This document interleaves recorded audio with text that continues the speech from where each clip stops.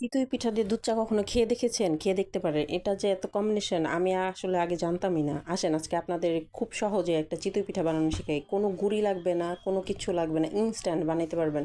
ভিজায়ও রাখা লাগবে না। এখানে আমি হচ্ছে গিয়ে কিছু আতপ চাল নিয়ে নিয়েছি। একটু ভিজায় রাখছিলাম 20-15 মিনিটের মতো। তারপরে হচ্ছে আমি ব্লেন্ডার জগ দিয়ে এটা হচ্ছে গুঁড়া করে নিয়েছি। আপনারা শুকনাও করে নিতে পারেন, আবার পানি দিয়েও করে নিতে পারেন। আমি দুইভাবেই করতে পারি। এটা তার কিচ্ছু দিতে হবে, সামান্য একটু লবণ দিবেন, জাস্ট একটু লবণ দিলেই এটা হয়ে যাবে। আর এখানে যে দেখেন একটা দইয়ের ভারকে আমার নানি শাশুড়ি এটা আমাদেরকে দিয়েছিল। উনি হচ্ছে দই খাওয়ার পরে যেই পাতিলাটা থাকে ওইটা দিয়ে হচ্ছে গিয়ে এটা সুন্দর করে তেল মাখিয়ে পুড়িয়ে পুড়িয়ে, যদিও মানুষটা আর নাই কিন্তু তার হাত দেওয়ার স্মৃতিটা এখনও আছে। এটা দিয়ে পুড়িয়ে পুড়িয়ে এটা কিছুক্ষণ গরম করে নিলে এটা আস্তে আস্তে এরকম মজবুত হয়ে যাবে। ইনস্ট্যান্ট কিন্তু এটার মধ্যে ভাজা যাবে না। এটা হচ্ছে একটু তেল দিয়ে একটু তাপে আগুনে ঘুরায় ঘুরায় দিতে হবে। এই দেখেন পিঠাটা কি সুন্দর হয়েছে। কিচ্ছু দেওয়া লাগবে না, আপনারা বিশ্বাস করেন, একদম কিচ্ছু দেওয়া লাগবে না। এমনিতে এই পিঠাটা খুবই চমৎকার হয়। এটা প্রথম পিঠা, তাই এত সুন্দর করে ফুলছে। আর যদি বেশি এই দ্বিতীয় পিঠা তৃতীয় পিঠাগুলো কিন্তু আরও বেশি সুন্দর হয়। প্রথম পিঠাটা যদিও একটু কম সুন্দর হয়, কিন্তু তারপরেও এত ভালো ছিল। এই যে দেখেন, এরপরে আমি যে দ্বিতীয় পিঠাটা উঠাইলাম, দেখেন কি সুন্দর, অসংখ্য ছিদ্রযুক্ত।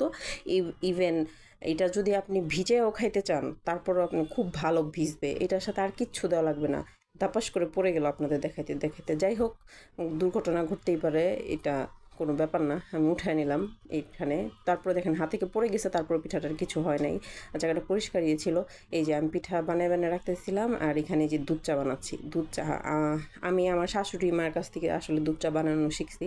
এটা খুবই মজা হয় আমার হাতের দুধ চা। আমার শাশুড়ি মা এখন খুব পছন্দ করে। আমরা আগে রং চা খাইতাম, দুধ চা ওইভাবে খাইতাম না। আর এখানে দেখেন আমার মেয়েও চা খোর, পুরাপুরি একদম। চা যদি ওকে দিই না, ওর চার মধ্যে দুধ মিশিয়ে দিই বা পানি মিশিয়ে দিই। এটা এরকম করে ভিজায় খাইতে আর কিচ্ছু লাগবে না। এটা ভিজায় খাইতে নাস্তা হিসাবে একটু ট্রাই করে দেখতে পারেন।